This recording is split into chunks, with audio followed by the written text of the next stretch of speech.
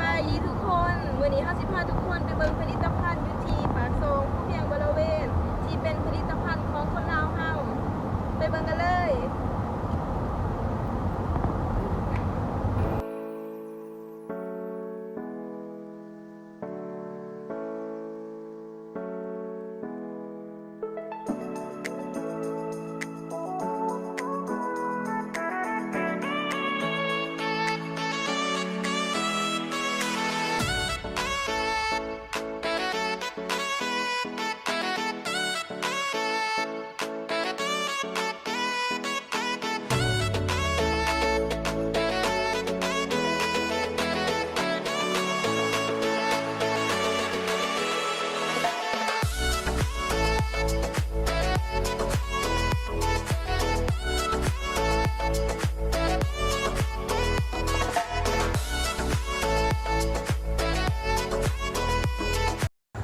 สบายดีของเท่าเป็นนักศึกษาจากมหาวิทยาลัยจำปาสักศึกษาอยู่คณะเศรษฐศาสตร์และการปกครองภาควิชาเศรษฐศาสตร์ของ EC 2/3วันนี้พวกเฮา15มาหูจาเกี่ยวกับผลิตภัณฑ์อยู่หาดใจกาแฟไปเบิ่งกันเลย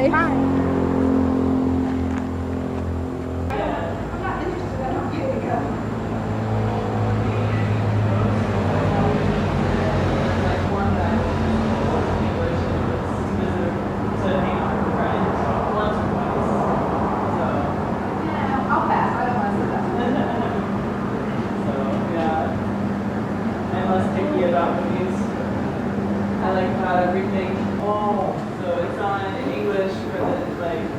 until Sunday evening.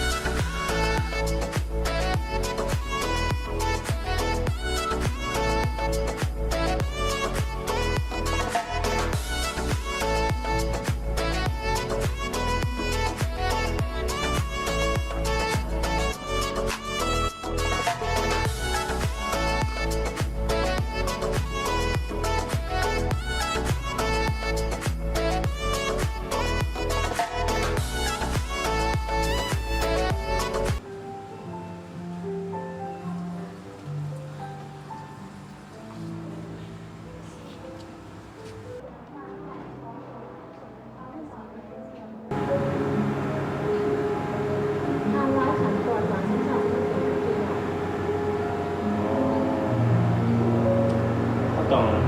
ตระหนักเรื่องเข้าใจแต่ตอนผลิตก็คือวิธีการปลูกถ้าอยากเข้าใจว่าการเฮ็ดกาแฟดีมันควรเข้าใจแต่จุดใดกาแฟที่ดีมันต้องมาจากผู้ผลิตที่ดีผู้ผลิตที่เข้าใจแต่ขี้ดินจนฮอดจอมันสิมีจากกระบวนการแต่ขี้ดินฮอดจอมันสิมีอยู่การปลูกเนี่ยก็ควรปลูกจังได๋เพื่อให้มันถึงระบบขั้นตอนที่2ก็คือการดูแลรักษาสิใส่ปุ๋ยจังใดรักษาตัดกิ่งงาแนวใดต้องเข้าใจขั้นตอนที่3เฮาก็พอเรื่องการเก็บเกี่ยวเฮาสิเก็บสุกงามสำไรพอเหมาะนี่ก็คือขั้นตอนที่3แล้วก็ที่4เฮาเว้าถึงการแปรรูปเฮาสิหมักบ่มจักชั่วโมงการหมักการบ่มว่าการเฮ็ดโดยธรรมชาติที่ตามมาสุกแดงเลยคนก็เอามาบ่มหมักมีวิธีการโปรเซสบ่มกันรสชาติก็บ่คือกันและเฮ็ดให้มันถึงระบบมันควรเข้าใจเรื่องจริงแล้วก็ขั้นตอนต่อไปเฮาก็เว้าเรื่องการคั่วหลังจากโปรเซสแล้วเข้าใจว่าคั่วระดับกลางแก่รสชาติเป็นจังไดควรเข้าใจอันคั่วแล้วเรื่องกันท คัพปิ้งก็คือซีดเพื่อแยกเบิ่งรสชาติแต่ละสายพันธุ์โอ้กาแฟสายพันธุ์นี้เอกลักษณ์รสชาติเป็นแบบนี้สายพันธุ์นั้นเป็นจังซั่นเหมาะในระดับหัวงอนการแก่สำใดสิเข้าใจการคัพปิ้งอันนี้เอาก็จังมากเข้าใจเรื่องการหอสิพ่นพอจังใดมันยากมันถึงระบบแพคเกจจิ้งแล้วก็เอาไปใส่มาร์เก็ตติ้งการตลาดสั่นองค์ประกอบการเฮ็ดกาแฟที่ดีมันสิเข้าใจแต่ขี้ดินมาหาเกี่ยวมีหลายขั้นตอน7ขั้นตอนเพราะฉะนั้นทุกขั้นตอนมันสิสำคัญเป็นเรื่องใหญ่นั่นคือวิธีการที่จะเฮ็ดให้ได้กาแฟคุณภาพวันนี้ราคานี่แต่ละปีมันก็แตกต่างกันขันส่งของเข้าภาษีอิงใส่ราคาตลาดโลกแต่ละปีก็บ่คือกันวันนี้ก็บ้านเฮาซื้อขายกันทั่วไปราคาลดกันตามความพอใจสิ่งที่ผมขายเส้นกันสิเอาราคาสันไดบ่เหมาะผู้ผลิตที่เข้าใจเรื่องเป็นกาแฟในมาตรฐานนี้สิว่างราคาสำนี้เขาก็สิลงกันเองสิ่งที่ผมขายแต่ว่าเขาเข้าใจโดยรวมสิ่งคือปีน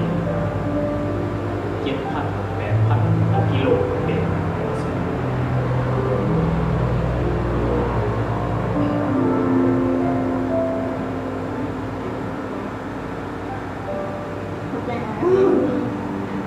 เป็นอย่างแม่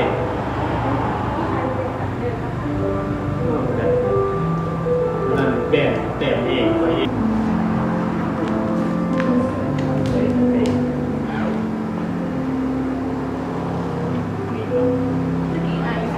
แม่อยู่ตรงนี้เสาเขาอยู่หันต่อนี่เขามาพูดเองไปกี่เสาหัวกาแฟก้นขัวแล้วกำลังหมอดเครื่องลงอันนี้ก้นขัวแล้วเมื่อกี้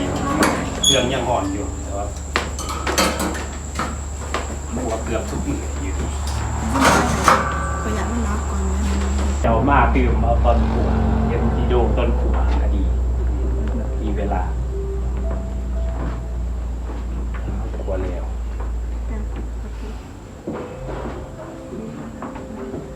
มือข้างหลังนี่ก็เป็นตัวไหนอยู่ในวันนี้ สวนแต่สมัยนี้เนาะกำลังตกแต่งใหม่ปลูกใหม่เพื่อแต่ค่อยๆตั้งออกมา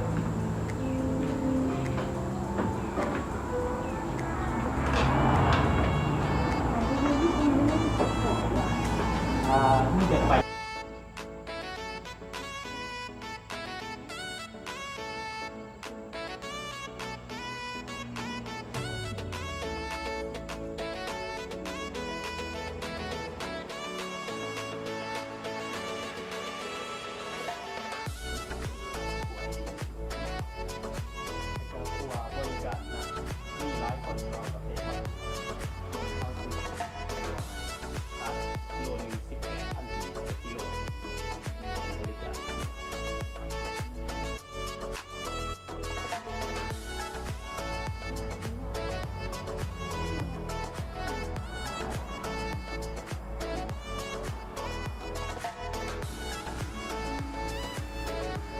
ในอดีตก็เคยส่งไปอเมริกาเคยส่ง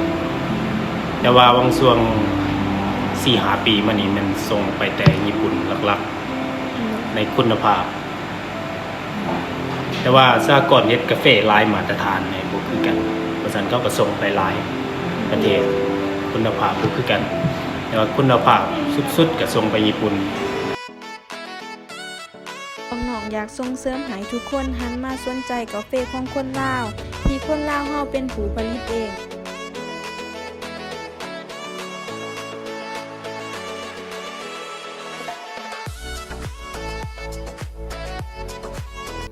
การรับชมวิดีโอของพวกเฮาก็เบิดเพียงส่ำนี้พวกเฮา3คนขอลาไปก่อนบ๊ายบาย